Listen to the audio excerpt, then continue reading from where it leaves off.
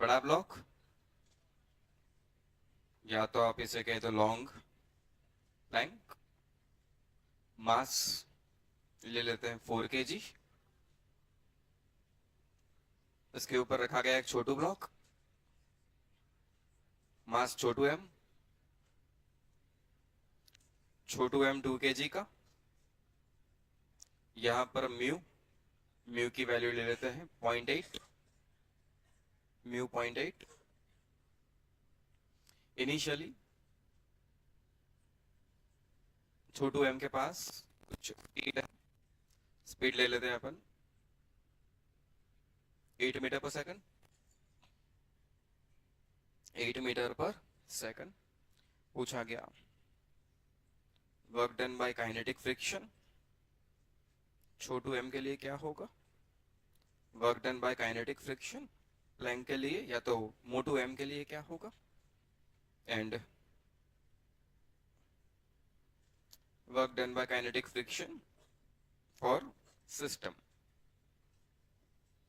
3 questions.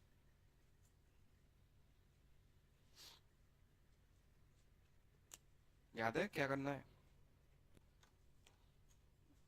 कुछ याद है क्या करना है?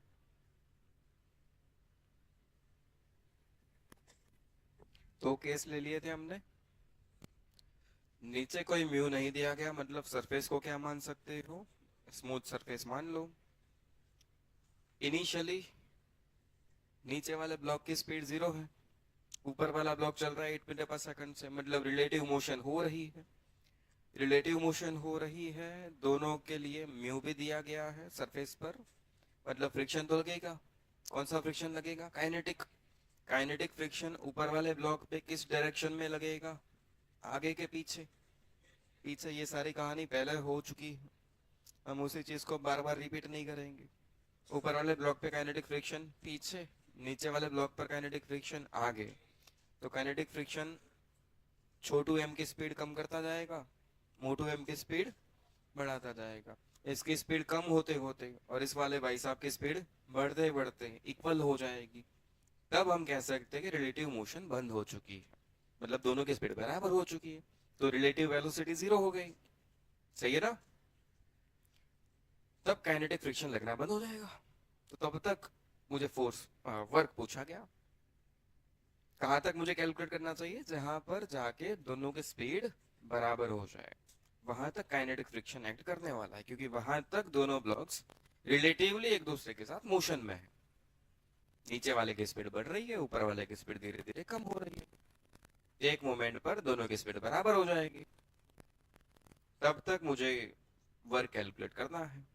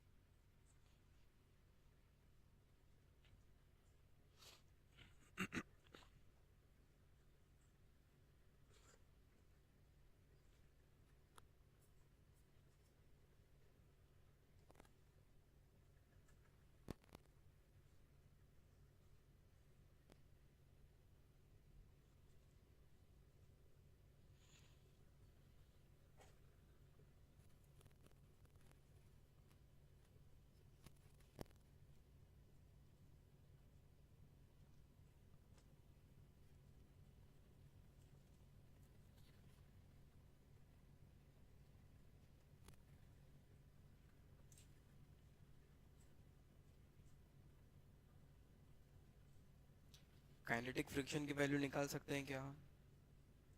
हम्म, बोलो। छोटू एम कितने किलो का है? 2 kg का। तो नीचे बोलो 20, ऊपर नॉर्मल, नॉर्मल की वैल्यू 20 न्यूटन। तो काइनेटिक फ्रिक्शन बोलो 0.8 × 20। आंसर किस डायरेक्शन में लगेगा? ऊपर वाले ब्लॉक पे पीछे, यहाँ लगेगा, और नीचे वाले ब्लॉक पे आगे। तो इस काइनेटिक फ्रिक्शन के कारण ये स्पीड कम होती जाएगी। मतलब छोटू एम की मोशन आप कह सकते हो कि वहां पर वो डीएसलेट हो रहा है, मतलब रिटार्डेशन है। कितना? बोलो। इस पे काइनेटिक फ्रिक्शन कहाँ लग रहा है? पीछे। कितनी वैल्यू का? तो इसके कारण स्पीड कम हो रही है ना। तो मैं पूछ रहा हूँ एक्सेलरेशन की वैल्यू, इसे 1 कह दो, तो ब्लॉक 1 के लिए force divide by mass 16/2, 8 metre per second square. किस डायरेक्शन में? सही है। इसके कारण धीरे धीरे स्पीड कम होती जाएगी। कम होते होते होते होते मान लेते हैं v हो चुकी है। कितनी? v। मुझे v की वैल्यू नहीं पता। इसकी स्पीड कम होते होते v हो गई। और नीचे वाले ब्लॉक की स्पीड इंक्रीज होते होते कितनी हो चुकी है? v। नीचे वाले ब्लॉक के लिए अगर हम बात करें तो ये रहा अपना मोटू एम। कितने किलो का था? 4 kg का।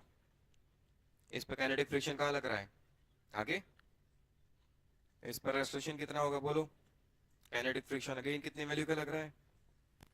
16 न्यूटन। तो एक्सेलरेशन कितना होगा? 4 मीटर पर सेकंड स्क्वायर। तो ये 4 मीटर पर सेकंड स्क्वायर से आगे की तरफ एक्सेलरेट हो रहा है, तो इसकी स्पीड इंक्रीज होने वाली। सही है। ओके, ये सिचुएशन आ गई। ये ब्लॉक इसके ऊपर सरकते सरकते यहाँ कहीं आ गया मान लो। ये 1 और ये 2। 1 कितना चला? कितना चला है? d1। सही है। 2 कितना चला है? ये d2। ब्लॉक 1 के लिए एक्सेलरेशन कहाँ है? पीछे। ब्लॉक 2 के लिए एक्सेलरेशन कहाँ है? आगे। इसका एक्सेलरेशन a1 कितना? 8। और इसका एक्सेलरेशन a2 कितना है? 4। a1 के कारण इसकी स्पीड कम होते होते होते होते कितनी हो चुकी है? v। एंड a2 के कारण नीचे वाले की स्पीड इंक्रीज होते होते कितनी हो चुकी है? v। दोनों की स्पीड बराबर हो गई। अब रिलेटिव मोशन नहीं है, मतलब एक के रिस्पेक्ट में दूसरा नहीं चल रहा है, कह सकते हो आप। ठीक है। बस मुझे इस v की वैल्यू चाहिए अभी। v की वैल्यू भी नहीं चाहिए एक्चुअली, d चाहिए तुम्हें तो, क्योंकि वर्क पूछा गया है ना। वर्क के लिए क्या चाहिए हमें? डिस्प्लेसमेंट। तो ब्लॉक 1 के लिए डिस्प्लेसमेंट चाहिए। ला सकते हैं क्या? क्या करेंगे उसके लिए बताओ? ब्लॉक 2 के लिए ये कैलकुलेशन में वापस ऊपर ही कर देता हूँ। बड़ा एम, 4 kg का, फ्रिक्शन आगे, 16 न्यूटन का, एक्सेलरेशन आ गया 4 मीटर पर सेकंड स्क्वायर। ये मैंने ऊपर लिख दिया वापस। इस भाई साहब की स्पीड यहां कर लो। पहले कितनी थी? v0 1 के लिए कितनी थी? 8 मीटर पर सेकंड। अब कितनी हो चुकी? v। मान लेते हैं ये काम हुआ है कितने टाइम में? t टाइम में। तो स्पीड के लिए इक्वेशन क्या बनेगा? Final speed v is equal to v0 + 80। v0 की वैल्यू 8। एक्सेलरेशन आगे के पीछे इस तरफ है ना एक्सेलरेशन, तो a1 प्लस लिख दो या माइनस? एक्सेलरेशन 8, हाँ 8 सही लिखा था, 8t। ये एक इक्वेशन बना है। ठीक है। ऊपर वाले ब्लॉक की बात करें, इसकी स्पीड इनिशियली क्या थी? इसकी स्पीड इनिशियली क्या थी? 0। इसकी स्पीड इंक्रीज होते होते क्या हो चुकी है? v। एक्सेलरेशन तो आगे है, कितना? 4 मीटर पर सेकंड स्क्वायर। तो इस भाई साहब के लिए क्या लिखोगे?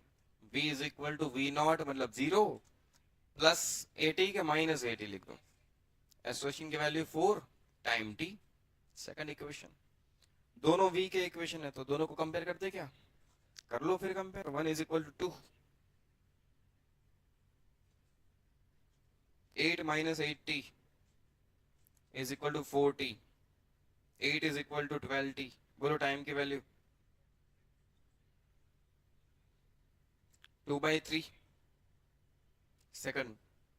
इतने टाइम बाद दोनों की स्पीड सेम हो चुकी, तो इतने टाइम तक दोनों चले हैं, सही है ना। चलो तो डिस्टेंस निकाल लो फिर। इस भाई साहब ने कितना डिस्टेंस कवर करा, v0t प्लस 1/2 at स्क्वायर। इसकी initial speed 8 into time, time की value 2/3 plus 1/2 at square, acceleration minus लिखेंगे, 1/2 एक्सलेशन की वैल्यू 8 टाइम 2/3 का स्क्वायर 4/9। ये आंसर बताओ कितना आ रहा है। चलो नीचे वाले के लिए भी कैलकुलेट कर लो। d2 v0 0 plus 1/2 acceleration 4 time 2/3 का स्क्वायर कर लो 4/9।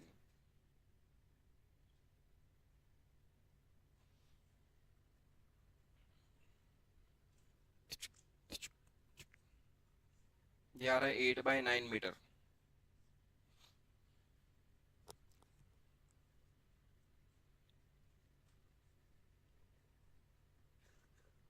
इतना क्यों सोच रहे हो। 16/3 minus tiding tiding 16/9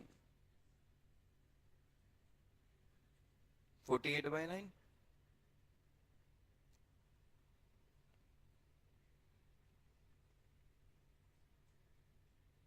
thirty two by nine सही है।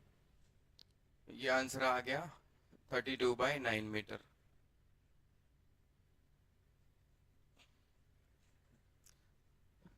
चेक कर लो भाई, सही तो कर रहे हो ना कैलकुलेट।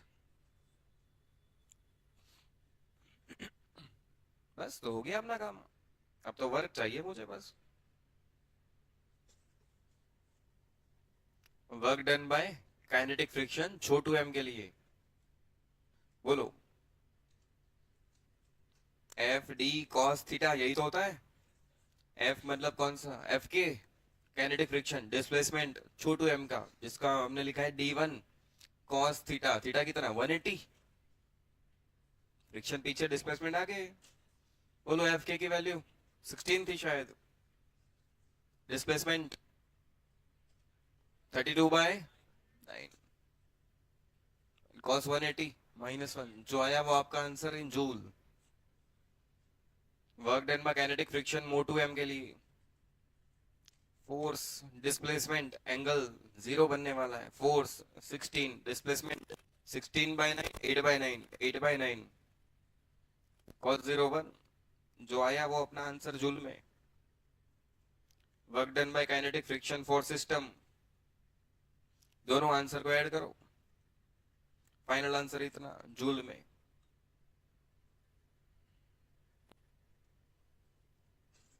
ये आंसर नेगेटिव आएगा, ये भी नेगेटिव आएगा।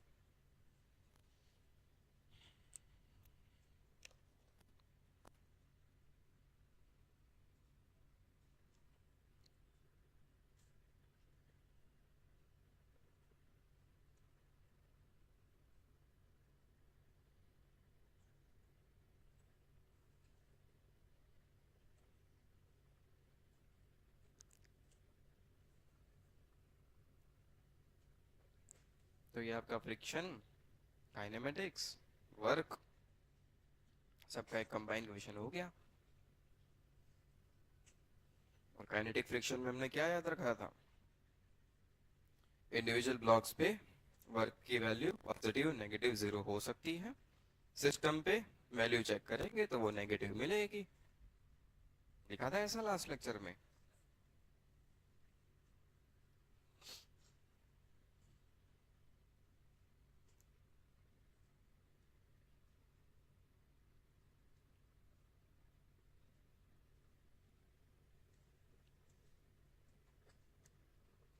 क्या आंसर आ रहा है बताओ चलो, ये आंसर क्या आ रहा है।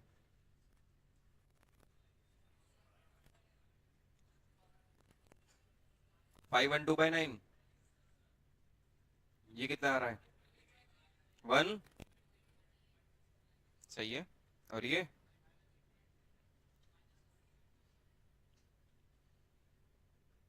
आंसर -384/9,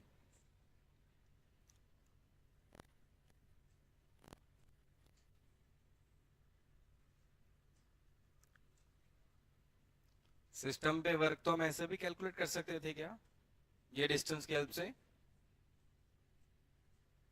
याद है एक और भी फॉर्म लिखवाया था मैंने, ये कितना होगा? 32/9 माइनस 8/9 कितना हो गया? 24/9 मीटर। तो क्या मैं वर्क डन बाय सिस्टम ऐसे भी कैलकुलेट कर सकता था? और work done by kinetic friction on system minus kinetic friction कितना था? 16 इनटू ये डिस्प्लेसमेंट 24/9। चेक करो।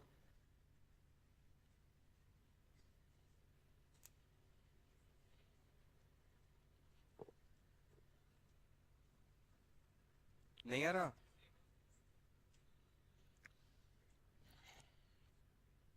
लास्ट लेक्चर में क्या हुआ था आपको बिल्कुल भी याद नहीं है।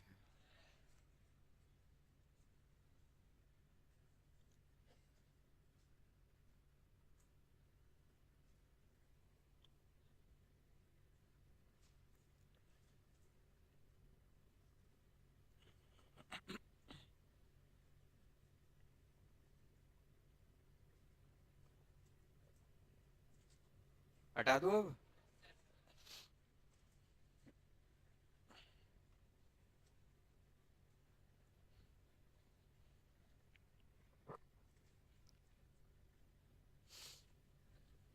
कल मैच देखने गए थे क्या ग्राउंड पे? कितने लोग गए थे? भाई उससे अच्छा रिवीजन ही कर लेते। पहले ही बॉल में विकेट नहीं जाती। नहीं ठीक है। कैसा बनाया ग्राउंड? अच्छा बनाया। ग्राउंड तो फुल था यार पूरा कल। मैंने तो वही वो डब्बे में देखा था। 5 मिनट।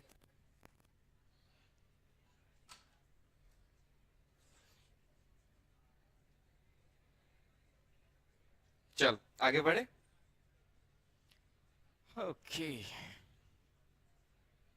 अब हम बात करते हैं वर्क डन बाय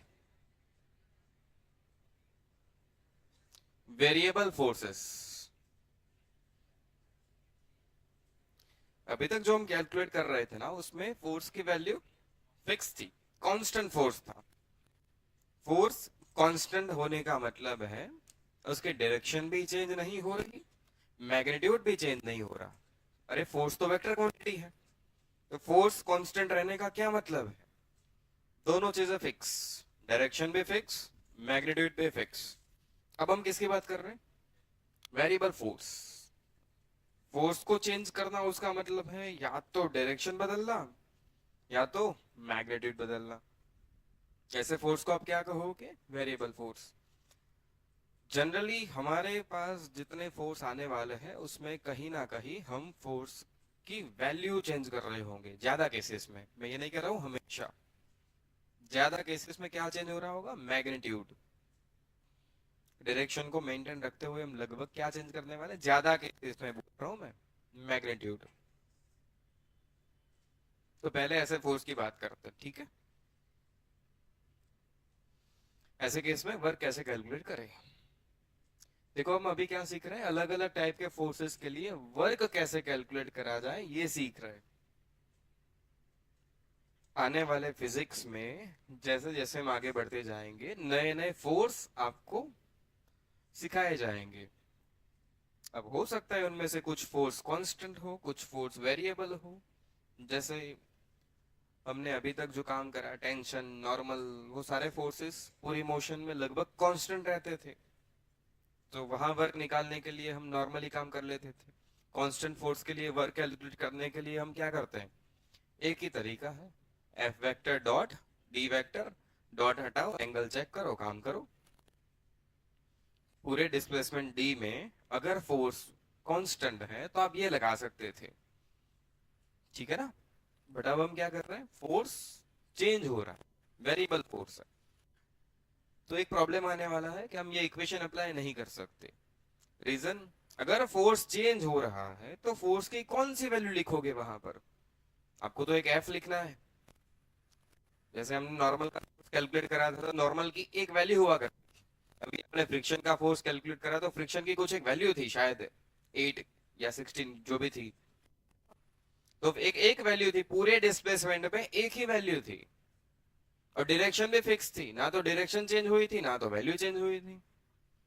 बट अब चेंज हो सकता है, या तो डायरेक्शन चेंज होगी या मैग्नीट्यूड चेंज होगा। अगर ऐसा कुछ हो जाए तो फोर्स कांस्टेंट नहीं है। तो इक्वेशन में आप फोर्स की कौन सी वैल्यू लिखोगे? गड़बड़ भी काम की। अगर डायरेक्शन चेंज होगी तो एफ वेक्टर डी वेक्टर के बीच का एंगल चेंज होता जाएगा, तो भी गड़बड़ है। ठीक है ना, मैं वो इक्वेशन नहीं लगा पाऊंगा। पहले ये समझ में आया इक्वेशन वर्क नहीं करेगा। तो फिर जुगाड़ ढूंढा गया, कैसे केस में हम क्या करें। Hello hello. तो चलो, इसमें भी वेरिएबल फोर्स में भी एक सिंपल केस से बात स्टार्ट करते हैं।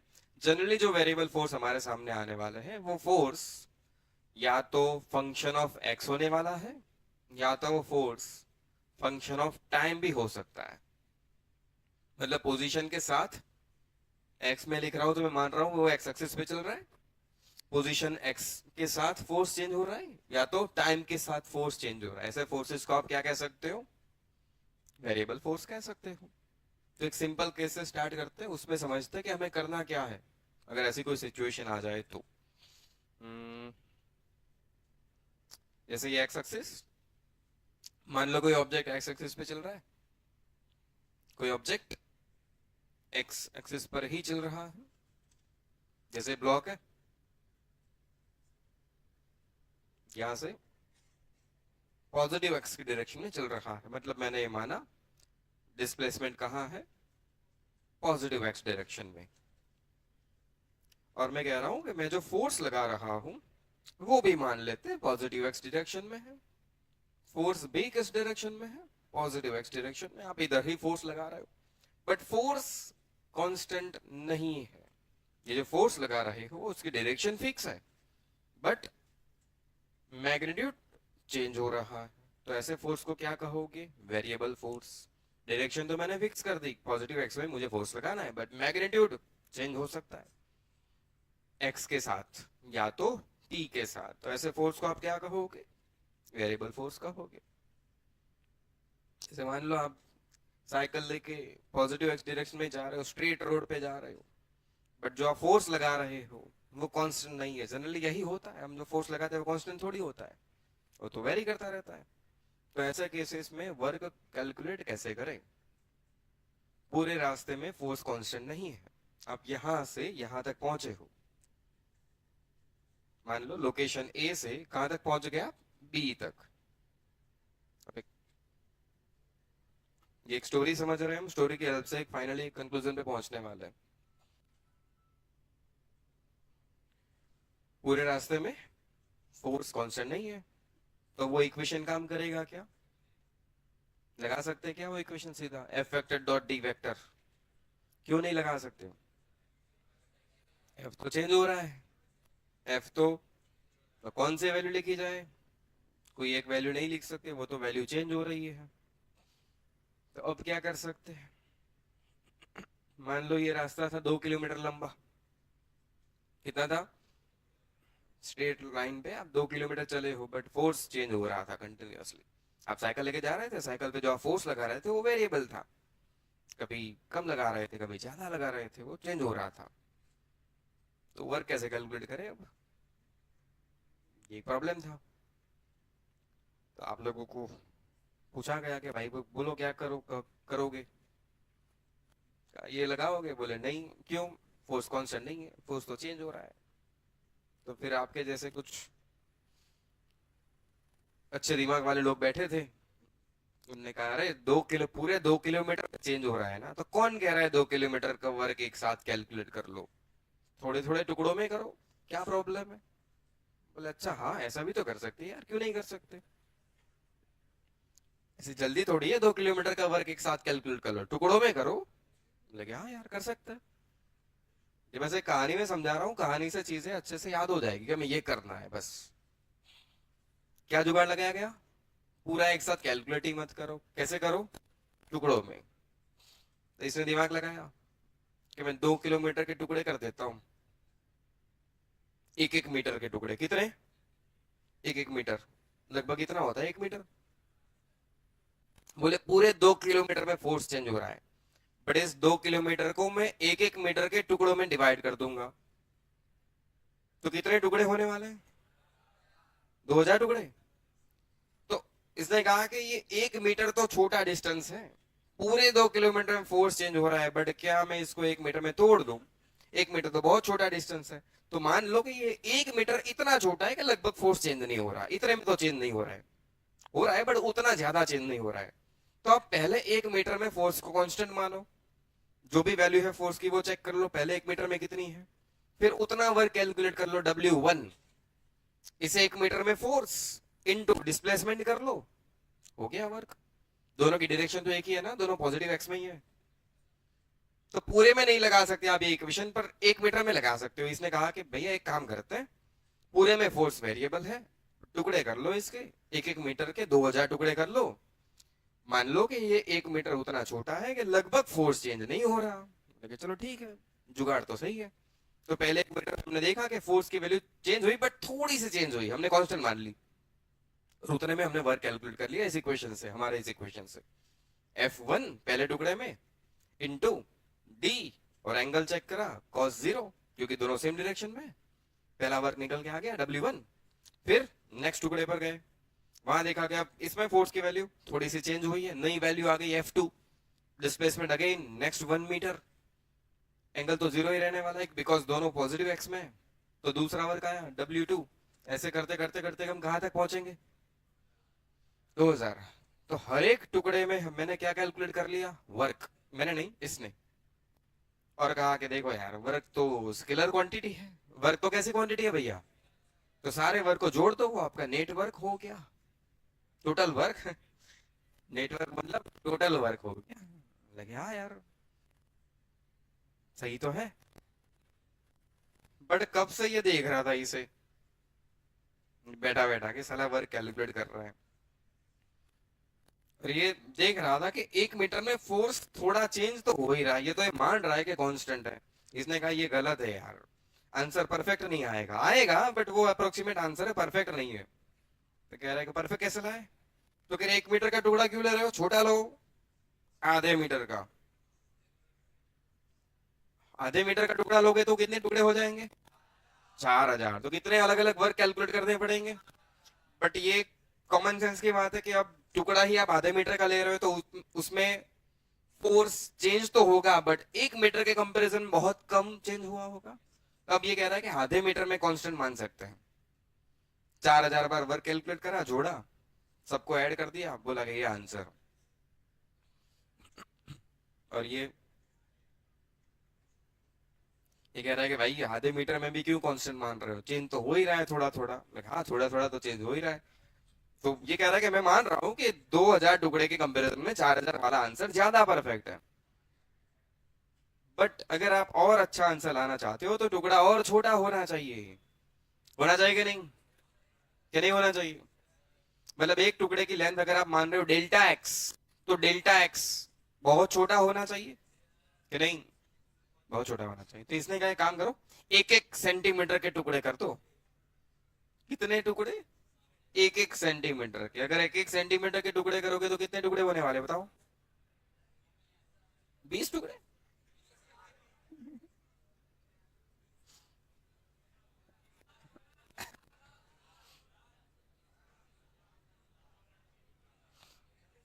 एक मीटर में कितने सेंटीमीटर होते हैं? तो 1 मीटर में 100 टुकड़े। 1 किलोमीटर में कितने मीटर? तो 1 किलोमीटर में कितने टुकड़े हो गए? 100 × 1000। ऐसे कितने किलोमीटर? दो। तो 2 × 100 × 1000, कितने टुकड़े हो गए? और इसने इतने बार वर्क कैलकुलेट करा, आज से स्टार्ट किया था, सुबह 3 दिन बाद कंप्लीट हुआ काम। मतलब ये लो हो गया, बहुत खुश हुआ, ये ज्यादा परफेक्ट आंसर है। बट कुछ अच्छे दिमाग वाले लोग जिनको थोड़ा बहुत मैथ भी आता था वो देख रहे थे कब से, ये क्या 4 दिन से लगे हुए हैं। फिर एक चौथा आया, कहा 1 सेंटीमीटर भी बड़ा है भाई।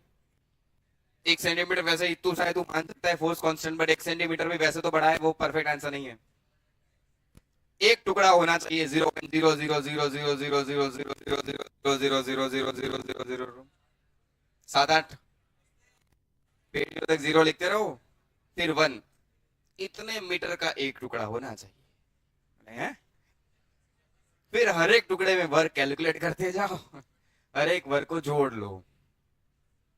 वैसे करने बैठ गए तो 7 8 पेड़ियां उसमें ही मर गई। आप करने बैठे थे, कुछ लिमिट तक पहुंचे थे, आपने बता दिया अपने बेटे को बेटा ये करना है, फिर उसने काम स्टार्ट करा, फिर तीसरी बेटी ने काम स्टार्ट करा, 7 8 पेड़ियां ऐसे ही गई वर्क कैलकुलेट करते करते। फिर इतना सब कुछ करने के बाद समझ में आया कि अरे यार हम क्या कर रहे हैं, हम तोड़ रहे हैं फिर जोड़ रहे हैं। ये काम हो सकता है मैथ की हेल्प से बहुत आराम से, जिसको इंटीग्रेशन कहा जाता है। बोले कुल मिला के हिसाब तो ये है कि इस पूरे पाथ को छोटे टुकड़े में तोड़ो, छोटे टुकड़े के लिए छोटा वर्क निकालो, फिर उसको जोड़ो। कंटिन्यूअसली उन छोटे छोटे वर्क को जोड़ने का मतलब है इंटीग्रेट करना। क्या करना? मतलब ये हुआ कि इस पूरे पाथ को आपने तोड़ा था छोटे छोटे डिस्टेंस में। कहानी समझ में आई क्या? छोटा सा डिस्प्लेसमेंट क्या लिया था तूने? Delta x. ऐसे बहुत सारे डेल्टा एक्स ले रहे थे, हर इंसान आ रहा था, वो चाह रहा था कि डेल्टा एक्स जितने भी टुकड़े वो ज्यादा होने चाहिए, जितने ज्यादा टुकड़े आंसर उतना ही ज्यादा परफेक्ट आता जाएगा। तो हम डेल्टा एक्स ले रहे थे एक्चुअली। इस डेल्टा एक्स में आप क्या कर रहे थे? एक छोटा सा वर्ग डेल्टा डब्ल्यू कैलकुलेट कर रहे थे, फोर्स इनटू डिस्प्लेसमेंट करके। ये कर रहे थे आप delta W1, delta W2, delta W3 से लेके जितने भी टुकड़े करे तूने n टुकड़े डेल्टा WN तक, फिर उन सारे वर्क को हम क्या कर रहे थे? ऐड कर रहे थे। तो फाइनल वर्क हमें ऐसे मिल रहा था, W is equal to summation of all छोटे W। सही है ना? अरे सही है, यही तो कर रहे थे। जितने भी n टुकड़े करे वहां तक 1 से लेकर n तक ऐड कर लो, वो आपका फाइनल वर्क या तो टोटल वर्क हो जाएगा। फिर ये करते करते करते हमें समझ में आया, अरे यार ये तो मैथ है, हमें टुकड़ा बड़ा लेना चाहिए कि छोटा? जितना छोटा टुकड़ा लोगे फोर्स के कांस्टेंट होने की प्रोबेबिलिटी उतनी ही ज्यादा होगी। टुकड़ा बहुत ही छोटा लो, इतना सा, इतना छोटा टुकड़ा लो कि एक चींटी का पैर भी अगर हम रख दे तो वो पैर भी उस टुकड़े से बाहर चला जाए, इतना इतना छोटा टुकड़ा। और उसको मतलब डेल्टा एक्स की वैल्यू बहुत छोटी होनी चाहिए, उसको मैथमेटिकली ऐसे लिखा जाता है, देखा है पहले आपने, limit delta x tends to 0। मतलब डेल्टा एक्स जो डिस्प्लेसमेंट ले रहे हो वो डिस्प्लेसमेंट लगभग 0 के बराबर, 0 नहीं, लगभग 0 के बराबर। ऐसा कर लो, टुकड़ा बहुत छोटा, और जैसे ही आप लिमिट लोगे तो फिर आप ऐसे लिखोगे, ऐसा लेने पर ये डेल्टा एक्स क्या बन जाता है? dx। भूल गए? बहुत पहले हमने ऐसी बातें करी है।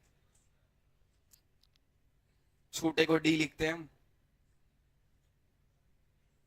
किसी एलिमेंट का पार्ट डेल्टा एक्स, बहुत छोटा पार्ट dx, पूरे x का एक पोर्शन, एक टुकड़ा डेल्टा एक्स, बहुत छोटा टुकड़ा तो dx।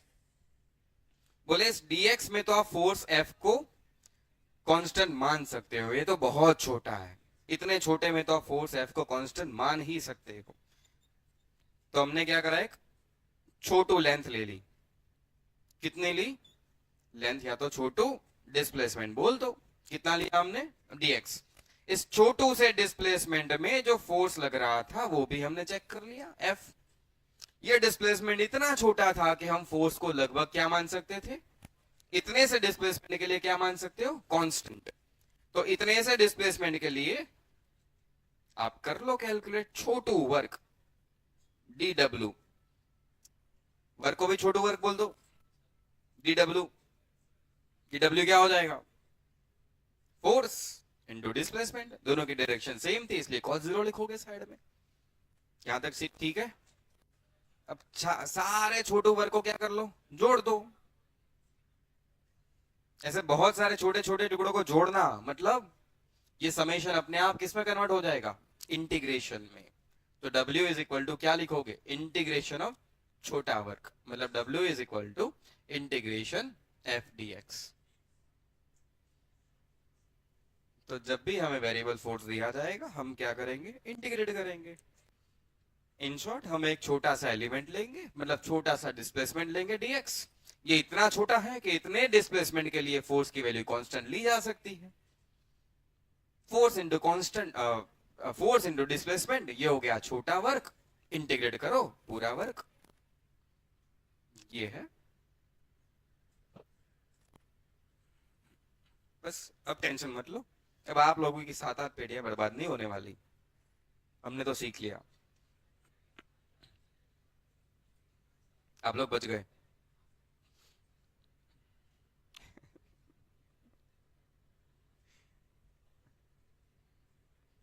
कहानी सिर्फ इसलिए इसलिए थी कि आपको चीजें याद रह जाएगी, हमें ये करना है बस।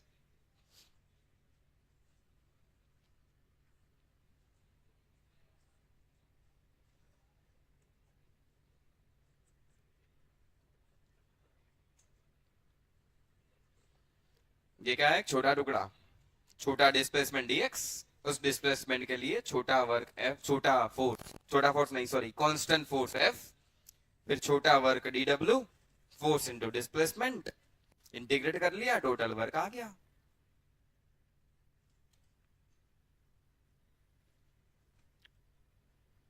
कहानी याद रहेगी, ओके। इस कहानी में हमने क्या माना था, डिस्प्लेसमेंट कहां हो रहा है एंड फोर्स भी कहां लग रहा है। ये तो हमने सिंपलेस्ट केस लिया था, ऐसा मान के चले थे कि दोनों सेम डायरेक्शन में, अलग अलग भी हो सकते थे। मतलब कुछ ऐसा है, सुनो, ये x, ये y, यहां से लेके हम यहां तक पहुंच रहे हैं, ऐसे किसी पाथ से होते होते जा रहे हैं। थोड़ा अच्छा पाथ बनाओ, ज्यादा ही गंदा बना लिया, चलो ऐसे जा रहे हैं, ठीक है। अब इसको अगर हम छोटे छोटे टुकड़े में तोड़े तो पहला डिस्प्लेसमेंट मान लो इतना, टेंजेंट बनाओगे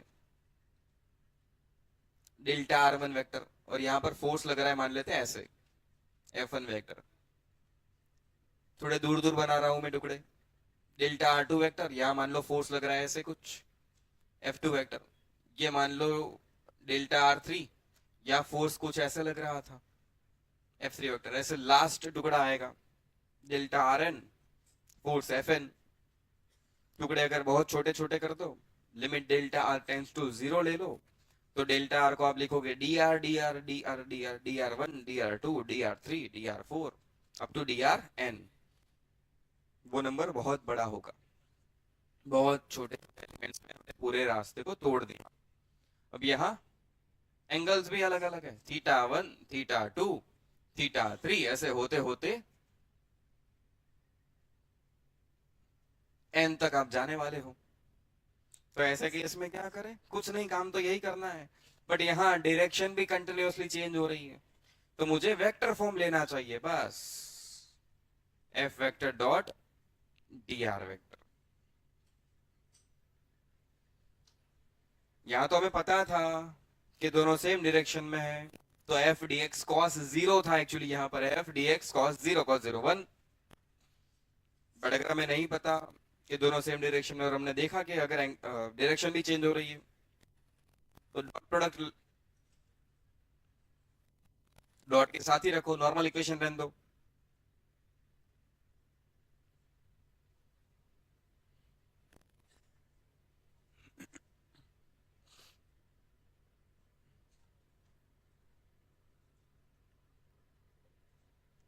जब हम क्वेश्चन लेंगे, कैलकुलेट करेंगे, तब आपको ये चीजें बहुत आसान दिखेगी।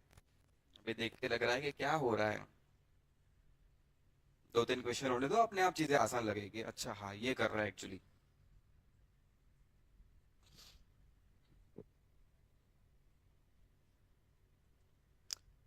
इन शॉर्ट, जब वैसा वेरिएबल फोर्स हो जाए तो हमें क्या करना है, एक छोटा टुकड़ा लेना है, मतलब पूरे पाथ को हमें तोड़ना है, फिर इंटीग्रेट करके जोड़ना है। तो ये आने वाले फिजिक्स में हमेशा काम आएगा, तोड़ो जोड़ो, पहले तोड़ो फिर जोड़ो। जब जब चीजें ऐसी होगी कि चेंज हो रही है कंटिन्यूअसली, तो हम यही काम करेंगे, तोड़ेंगे फिर जोड़ेंगे।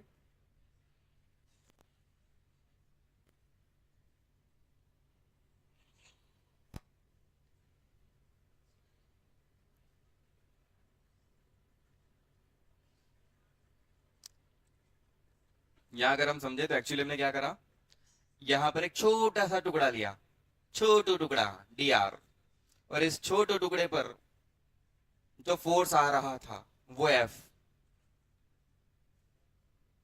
इतने छोटू से टुकड़े पर जो फोर्स आ रहा था वो एफ, छोटू टुकड़ा डी आर, छोटा सा डिस्प्लेसमेंट डी आर वेक्टर, और वहां पर force F vector. D r vector इतना छोटा है, डिस्प्लेसमेंट इतना छोटा है कि उतने से डिस्प्लेसमेंट के लिए हम फोर्स को कांस्टेंट मान सकते हैं। ठीक है ना। छोटू डिस्प्लेसमेंट कौन, डी आर। ये इतना छोटा है कि इतने छोटे के लिए हम फोर्स एफ वेक्टर कांस्टेंट मान सकते हैं। अच्छा, अगर ये एक्स वाई जेड तीनों में होते तो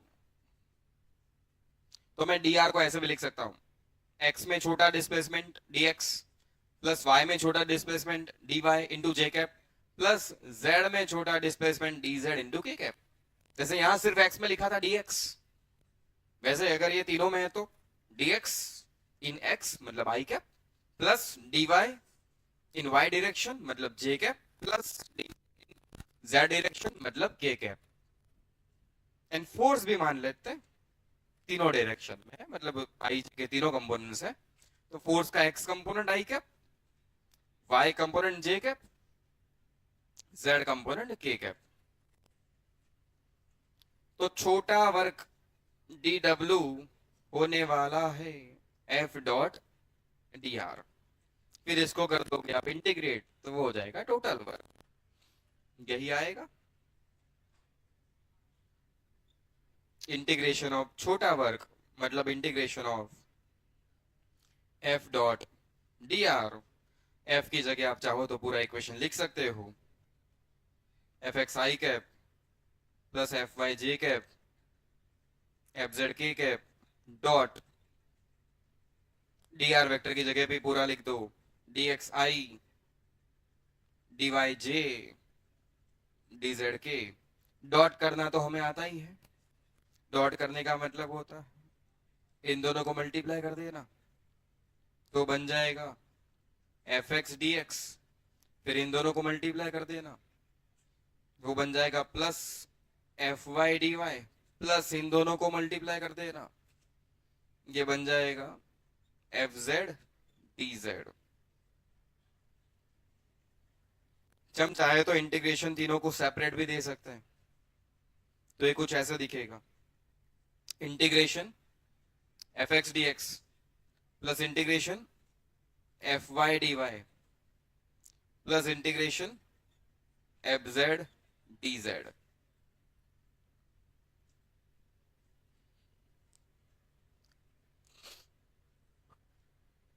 और अगर इसमें आपको कहा गया हो कि इनिशियली आर आई था X I Y I Z I and finally R final है X final Y final Z final, तो आप लिमिट भी कैसे प्लेस करोगे।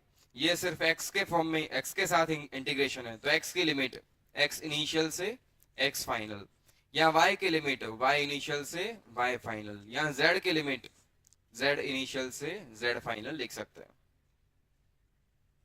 या तीनों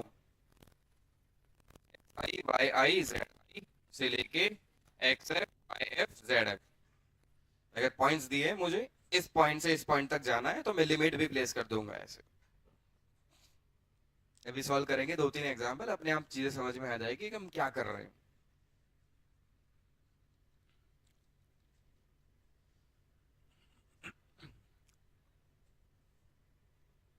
इन शॉर्ट अभी तो आप लोग इतना याद रखो कि जब फोर्स वेरिएबल है तो हमें इंटीग्रेशन की हेल्प लेनी पड़ेगी। सिर्फ वन डी बात हो रही है तो ये रहा विदाउट वेक्टर, सिर्फ वन डी बात हो रही है, मतलब सिर्फ एक्स में चल रहे हैं या सिर्फ वाई में है या सिर्फ जेड में, तो विदाउट वेक्टर अपना काम हो जाएगा। बट अगर एक्स वाई जेड हमें दिख रहे हैं तो हमें वेक्टर्स की भी हेल्प लेनी पड़ेगी, और वेक्टर्स तो आपको आते ही है, इंटीग्रेशन आपको आता ही है, वेक्टर्स आपको आता है, मैथ में तो आप लोग वैसे भी मास्टर हो।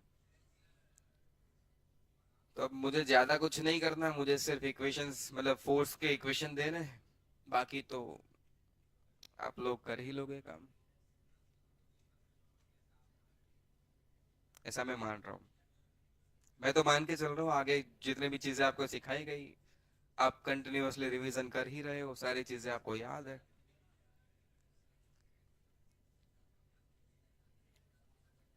क्योंकि जिन लोगों को याद नहीं था उन लोगों ने पहले लेक्चर में ही देखा था कि डिस्प्लेसमेंट वेक्टर की जरूरत पड़ती है, डिस्प्लेसमेंट तो वेक्टर है, तो वेक्टर्स के साथ काम कैसे करते हैं वो आपने 2 दिन में रिवाइज कर ही लिया है। डॉट प्रोडक्ट क्या होता है, क्रॉस क्या होता है, इंटीग्रेशन इंटीग्रेशन कैसे करते हैं, सारी चीजें आपने रिवीजन कर ही ली।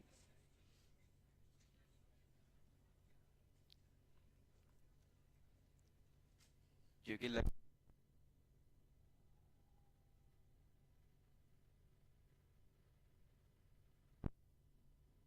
अरे रे, ये नहीं होना चाहिए था।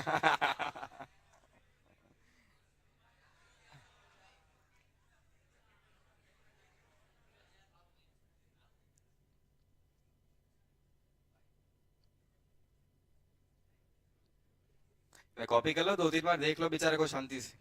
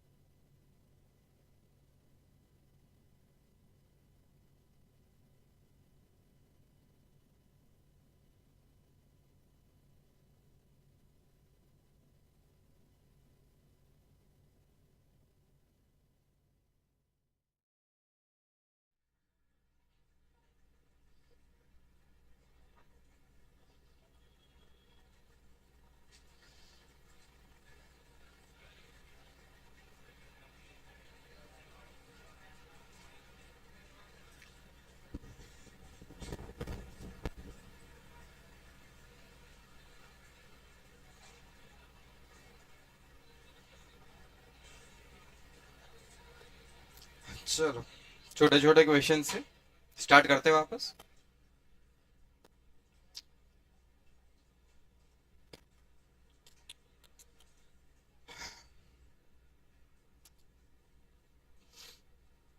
जैसे ब्लॉक है, एक्स डायरेक्शन में जा रहा है,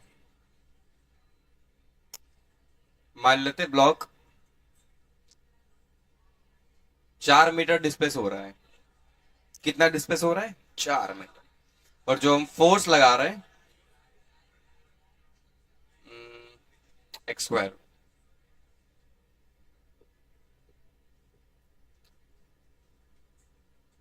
कांस्टेंट फोर्स या वेरिएबल फोर्स, डिस्प्लेसमेंट कितना दिया गया? 4 मीटर। डिस्प्लेसमेंट भी एक्स डायरेक्शन में, फोर्स भी एक्स डायरेक्शन में, ठीक है। पूछा गया वर्क डन बाय फोर्स क्या होगा? दोनों सेम डायरेक्शन में है, तो मुझे वेक्टर्स की कोई जरूरत नहीं है, मैं सीधा काम कर सकता हूँ। W is equal to integration F D x, direct काम, बिना वेक्टर्स के हम काम कर लेंगे। वेक्टर अगर लगा भी दोगे तो F vector dot d r vector लिखोगे, डी आर को आप फाइनली क्या लिखोगे, डी एक्स आई। हेलो, एफ की जगह क्या लिख दो, एक्स स्क्वायर को इंटीग्रेट कर सकते हो क्या, क्या होगा बोलो जल्दी, एक्स क्यूब बाय 3। बट अब लिमिट लेनी पड़ेगी, एक्स का सॉरी एक्स के ही रिस्पेक्ट में आप इंटीग्रेट कर रहे हो, एक्स की वैल्यू 0 से लेके 4 मीटर तक गई है। 4 मीटर डिस्प्लेसमेंट मतलब ये मान लो 0 से कहां पहुंचे हो आप, 4 मीटर। तो 0 से 4, 0 से 4, 4 cube by 3 minus 0 cube by 3, 64/3 metre, ये आंसर है। अच्छा मीटर लिखा है, जूल। डायरेक्ट ये काम नहीं कर सकते बच्चा आप, work is equal to force into displacement, force x square, displacement 4, x की वैल्यू भी 4, ये गलत है। में ध्यान रखना है कि फोर्स यहाँ पर वेरिएबल है, तो हमें डायरेक्ट ये हिसाब नहीं करना। कर लोगे ऐसा काम,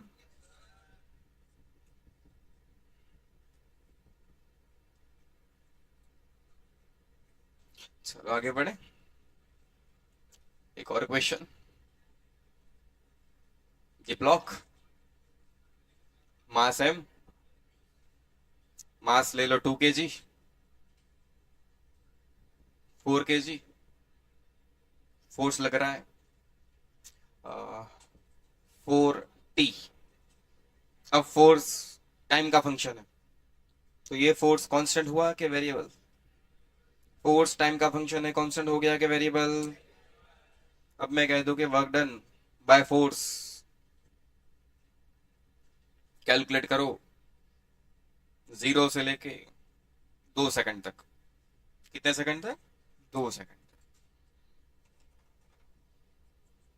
फोर्स की डायरेक्शन आपको बना के दे दी गई है, ऑब्जेक्ट उसी डायरेक्शन में चल रहा है, तो डायरेक्शन से कोई प्रॉब्लम नहीं है हमें, दोनों सेम डायरेक्शन में है।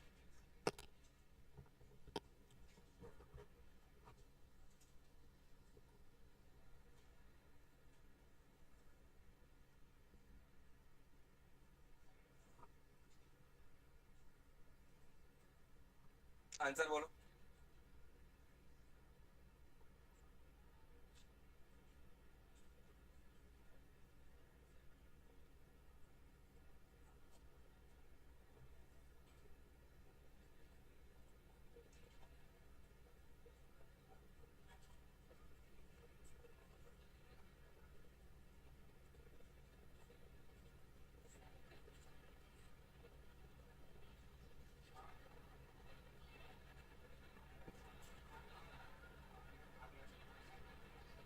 एट आ रहा है,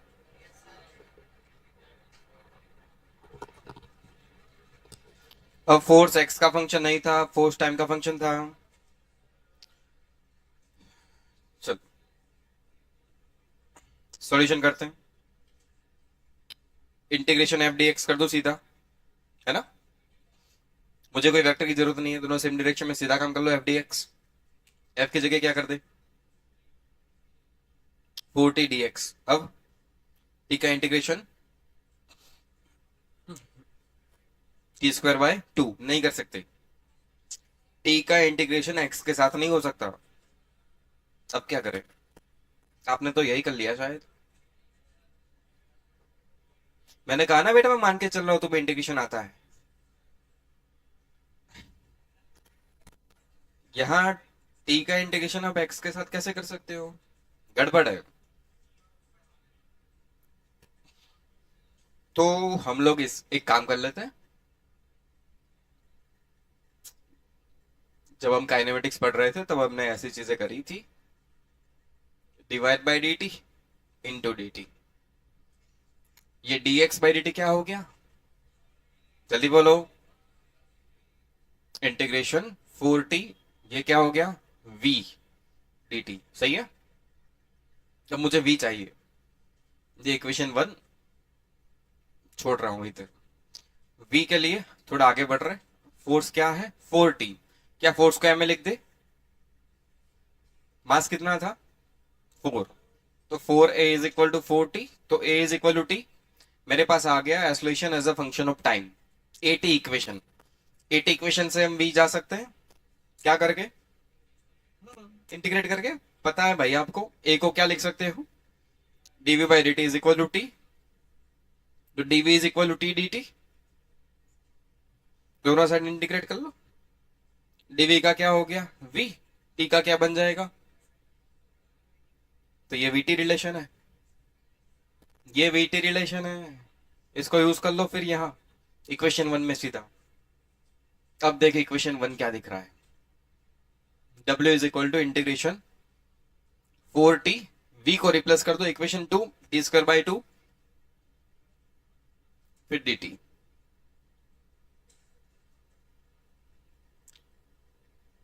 टी क्यूब dt, अब तो हो पाएगा इंटीग्रेशन। यहां गड़बड़ क्या थी, t का इंटीग्रेशन x के साथ नहीं कर सकते, तो dt से डिवाइडेड, dt से मल्टीप्लाई कर दिया, तो ये बन गया v। तब मुझे v का इक्वेशन चाहिए था, मतलब मुझे चाहिए था vt इक्वेशन। मेरे पास है ft इक्वेशन। फोर्स से आप एक्सेलरेशन तक जा सकते हो, एक्सेलरेशन से वेलोसिटी तक जा सकते हो। कॉपी करने में व्यस्त है। लिमिट 0 से 2 सेकंड, 2 कहां पर, अच्छा ये 2 बाहर, ठीक है। तो W 1/2, टी की जगह क्या लिखना है, 2 सेकंड तक जाना था, 0 से 2, 0 से 2, आंसर 8 जूल।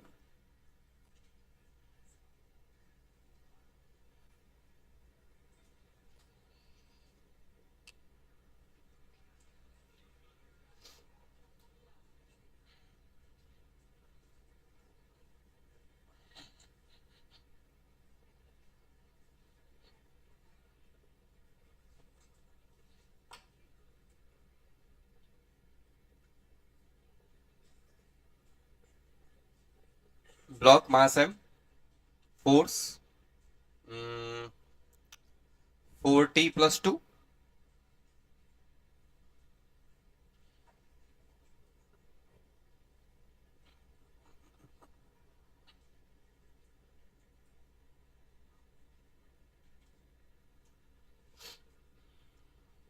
मास की वैल्यू 4 kg, 0 सेकंड से अगेन 2 सेकंड, वर्क पूछा गया।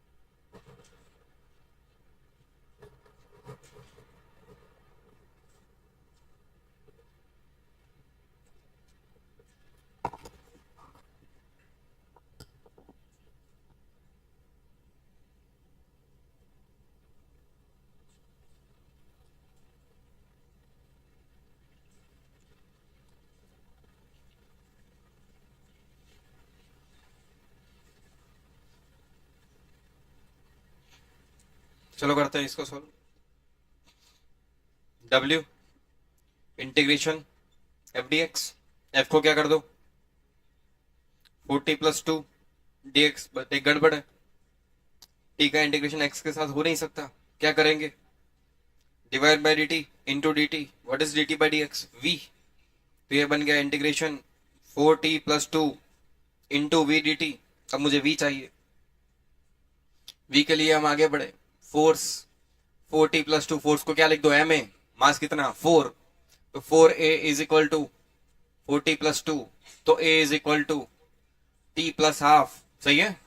a को क्या लिख दो dv by dt, so dv is equal to t+12 dt, integrate कर लो, v t² by 2 plus t by 2, सही है। v को उठा के यहां प्लेस कर लो, तो w इंटीग्रेशन 4t + 2, v को रिप्लेस करो,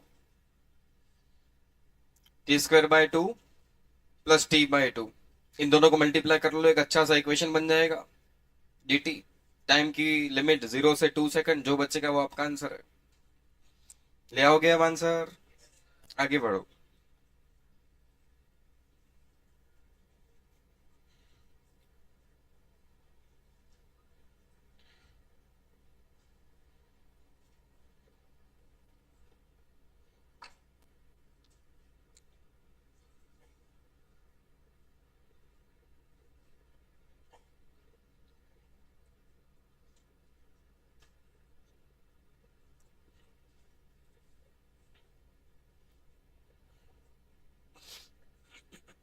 चलो आगे बढ़ते हैं। अभी जो आपको समझाया गया कि कुछ ब्लॉक है या कुछ भी ऑब्जेक्ट है, फोर्स इस डायरेक्शन में लग रहा है, ये फोर्स मान लो एक्स का कोई फंक्शन है, फोर्स क्या है, एक्स का ही कोई फंक्शन है, और आप एक्स इनिशियल से चलते चलते यहां तक पहुंचे हो, एक्स फाइनल तक, ठीक है। एक्स इनिशियल से कहां तक पहुंचे, एक्स फाइनल तक। अगर इसका मैं कुछ ग्राफ बना दूं, फोर्स का ग्राफ एक्स के साथ, तो मैंने देखा फोर्स तो एक्स के साथ चेंज हो रहा है, तो मेरा ग्राफ कुछ ऐसा आया, मान लो रैंडम डेटा, रैंडम ग्राफ कुछ ऐसा आया। ये किसका ग्राफ है, फोर्स का ग्राफ। किसके साथ मैंने बनाया, एक्स के साथ। कोई फंक्शन मुझे दिया है फोर्स का, एक्स के साथ कोई फंक्शन जिसका मैंने ग्राफ बनाया, ऐसा कोई ग्राफ आया।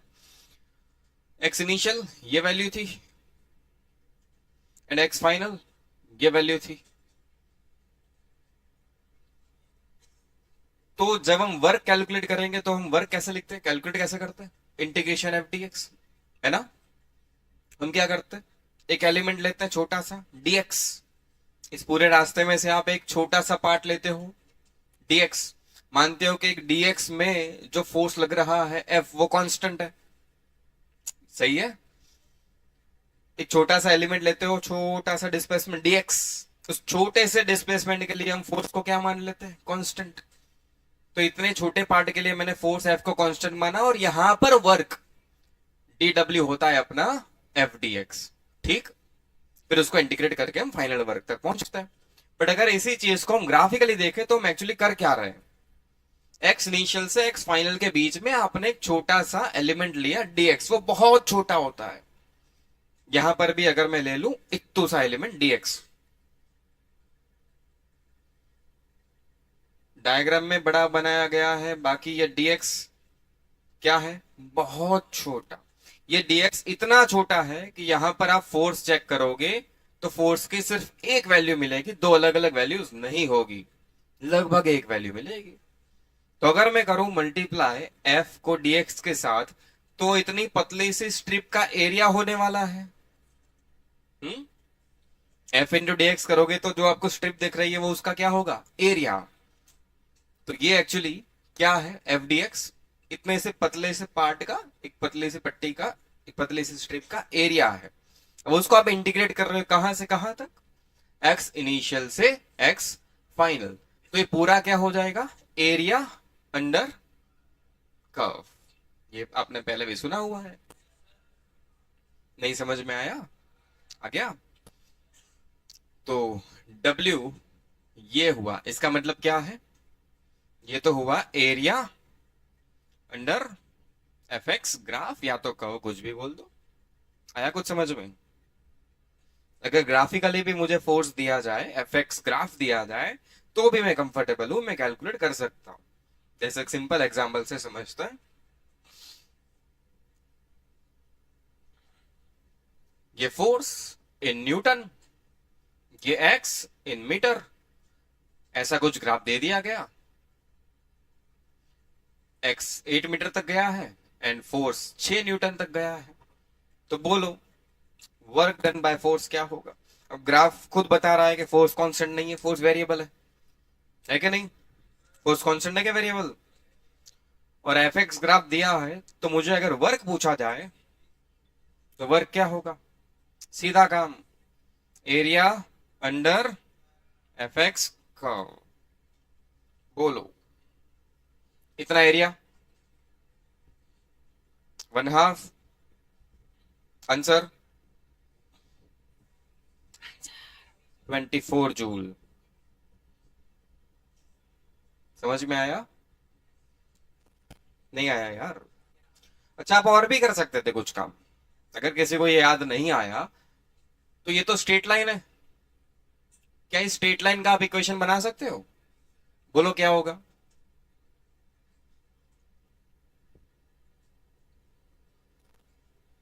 F is equal to 6/8 x। अरे सही है। ये सब चीजें आई थिंक सिखाने की जरूरत अब नहीं होनी चाहिए। ये क्या हो गया? 3/4 x, सही है ना? एफ एक्स इक्वेशन आ गया। अब वर्क कैलकुलेट कर लो। Integration F D X. F का इक्वेशन 3/4 x। 3/4 को बाहर निकाल लो। एक्स डी एक्स, एक्स की लिमिट 0 से 8। बोलो एक्स का इंटीग्रेशन x²/2, 0 से 8। ये 2 बाहर आ गया, 8 लिमिट डाल दो, 64। सही है आंसर? वो भी सही आंसर है। बट हम इतना लंबा क्यों करें? हमें ये पता होना चाहिए। बाकी आप दिमाग लगा के आंसर तो ले आओगे। स्ट्रेट लाइन का इक्वेशन बनाओगे, वो फोर्स का इक्वेशन हो जाएगा एक्स के साथ। एफ एक्स इक्वेशन मिल गया, फिर नॉर्मल प्रोसेस को फॉलो करते हुए आंसर तक तो पहुंच ही जाओगे। ठीक है ना? तो क्या अब हम लोग कंफर्टेबल है? फोर्स का अगर इक्वेशन दे दिया जाए टाइम के साथ तो हम कैलकुलेट कर सकते हैं। फोर्स का इक्वेशन दे दिया जाए एक्स के साथ तो क्या कैलकुलेट कर सकते हैं वर्क? फोर्स का इक्वेशन दे दिया, फोर्स का ग्राफ दे दिया जाए एफ एक्स ग्राफ, तो क्या कर सकते हैं कैलकुलेट? जैसे अलग अलग तरीके से फोर्स आपके सामने आएंगे आने वाले फिजिक्स में, जिसमें हमें वर्क कैलकुलेट करना होगा। तो हमने बस यही सीखा कि अलग अलग तरह से अगर फोर्स आ जाए तो वर्क कैलकुलेट करते कैसे हैं।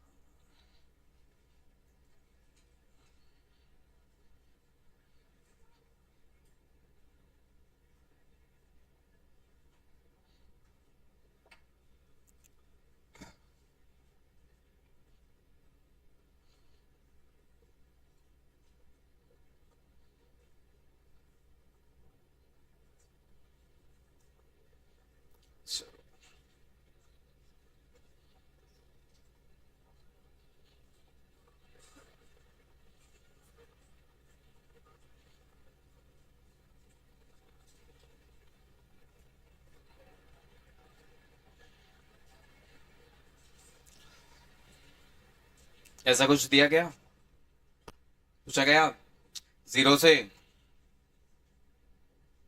8 में वर्क क्या होगा? वर्क 1 कह दो, और 12 मीटर तक इसे वर्क 2 कह दो।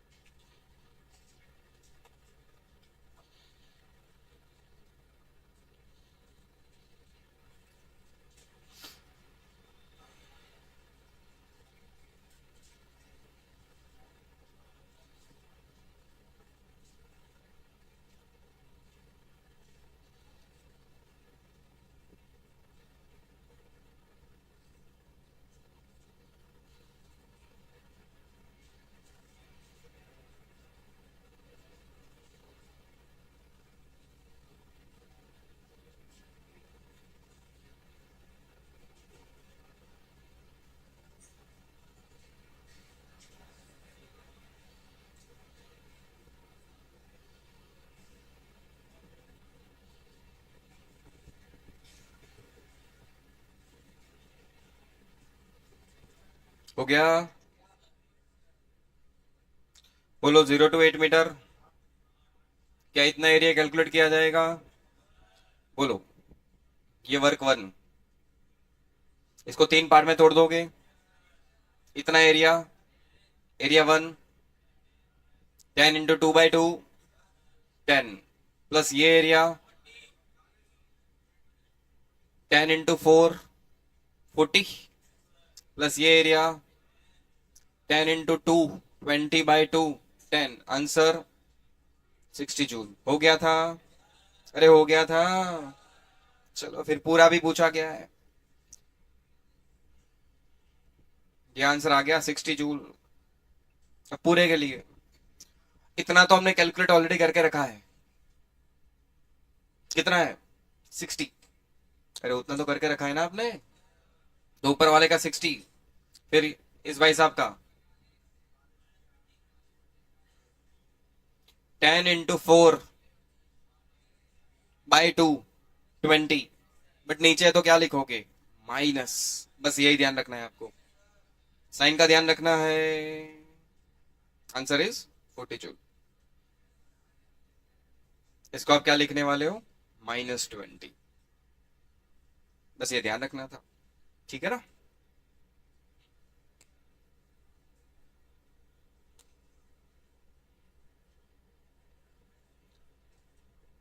चलो एक और सिंपल क्वेश्चन कर लो जल्दी। एक ब्लॉक, मास मान लो 3 kg, डिस्प्लेसमेंट के लिए एक्स का इक्वेशन दे दिया गया t³/3,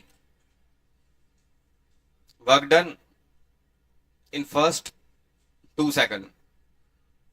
पहले 2 सेकंड में कितना वर्क हुआ बाय फोर्स F,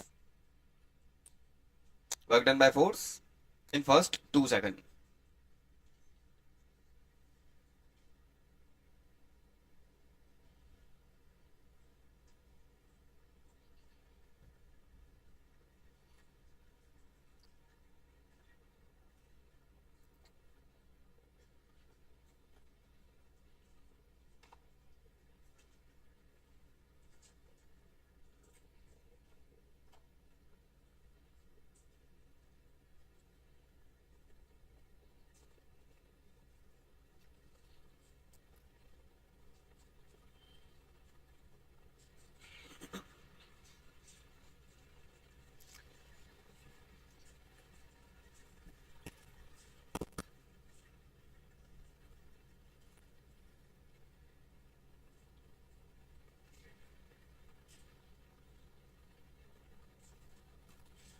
क्वेश्चन में कहा गया बस work done by applied force in first 2 second.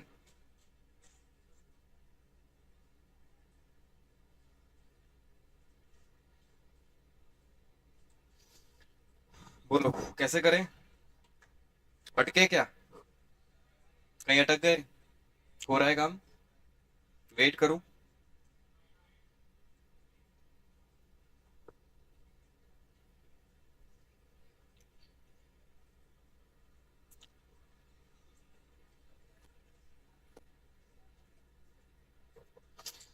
चलो, force, sorry work integration F/dx, ठीक है इंटीग्रेशन, बट मुझे एफ नहीं पता, कोई बात नहीं। एक्स पता है, एक्सटी पता है, एक्सटी, क्या एक्सटी से वीटी निकाल सकते हो? एक्सटी से वीटी, बोलो क्या करोगे? बोलो जल्दी फिर, अब ये तो आपके लिए छोटा काम है, जल्दी बोलो। वी बोलो, तो 3 3 मर गया, बोलो फाइनल t², फिर ये बोलो चलो 2t, ए आ गया तो एफ बोलो, मास कितना? 3 into 2t, आ गया एफ टी। अब तो आता है आपको करना, 0 से 2 सेकंड। एफ हो गया आप 2t, dx, dx को ऊपर नीचे dt dt कर दे, ये क्या हो गया? v 2t, अच्छा 60 था, ये v हो गया, v को क्या लिख दो? t², 6t³ dt, 0 से लेके 2 सेकंड तक आगे कर लोगे प्रोसेस। चलो ऐसे भी पूछा जा सकता है। तो डायरेक्ट फोर्स का कोई फंक्शन दे दे आपको, टाइम के साथ काम कर सकते हो। फोर्स का कोई फंक्शन दिया जाए एक्स के साथ, क्या काम कर सकते हो। फोर्स का फंक्शन ना दिया जाए, ग्राफ के फॉर्म में दिया जाए तो भी क्या काम कर लोगे। ऐसा कुछ गड़बड़ करके दिया जाए तो भी क्या प्रोसेस कर लोगे, हो जाएगा। महान ग्रंथ का है अपना।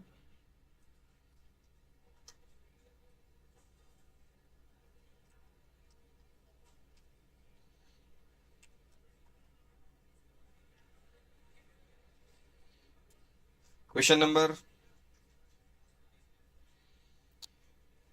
Question number 9, 10, 11, 12, 13, 14, 15, 16, 17, 18, 19, 20, 21। 9 से 21।